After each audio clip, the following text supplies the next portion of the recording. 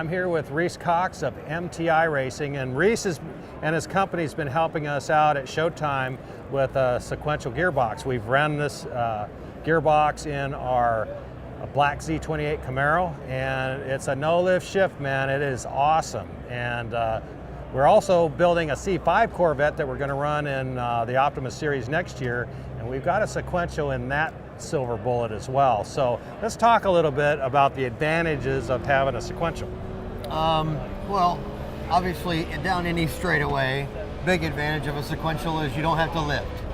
And we've got a turbo drag car that we run, and it's unbelievable what an advantage is there because you don't get any turbo drop off when you do the gear change. You're up it on just goes as soon as you get to the next gear. That turbo's still on boost and it's killer. You don't have any of the lag or re-spool up from a gear change. So you really notice it someplace like there, but at a road course, someplace like Road Atlanta, I've said before, it's just you go down the straightaway. You just keep your foot planted. All you do is, you wait till the light comes on for the shift light, you pull. Light comes on, you pull. Light comes on, you pull. It's just fantastic. For a dumb driver, I mean, it doesn't get any better than that. Exactly. It takes all that variable out of it. We're saving time out of the track. We're saving time on the autocross track just because we're not lifting, clutching, shifting. We're saving tenths of a second per lap. And when you add that up throughout the whole course of a lap, that ends up being like a full second. So it's definitely worth it. Yeah, at a track like Road Atlanta, when we were doing our first testing, we definitely saw a delta with just a transmission change of a second per lap. And that's huge when you figure, you make all kinds of changes to a car and you may see a couple of tenths from a big camber change or a spring change or a sway bar change.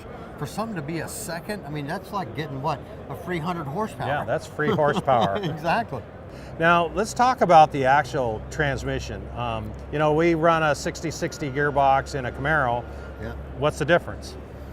My design parameters when I started working on this project over 5 years ago is I wanted something for the Corvette that bolted into the stock location using the stock housing if possible, and so that I could sell these units to someone and they didn't have to massively modify their car to fit the transmission. I wanted the transmission to fit the car.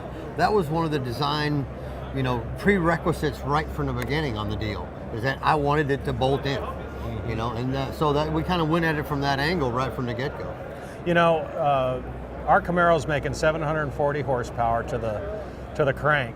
And one of the things that I've experienced with that transmission is it hasn't had a hiccup. It handles that power no problem. Yeah, it's funny you bring that up because when we first started doing this, our engines were making about 750 horsepower. And we knew kind of that the TR56, TR6060 was rated somewhat in that, in that range. Right at the top. But when we bolted that thing in a 1,000 horsepower Camaro, we didn't know if we let the clutch out if that thing was going to go pop or not. And that first transmission we put in our R&D Camaro is a 2010 Camaro twin turbo, and we beat the crap out of that thing.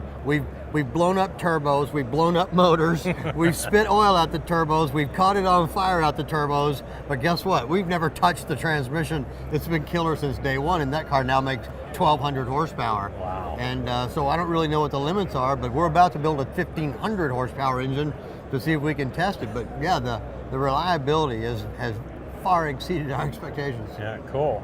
Hey, if you want to win, you got to think about running an MTI sequential gearbox. Thanks a lot, Ken. Telling you. I tell you what, it's been great to have you on board, and it's been a great partnership, and we look to continue it with the Corvette. Can't wait. All right, thanks, man. Thanks Appreciate it.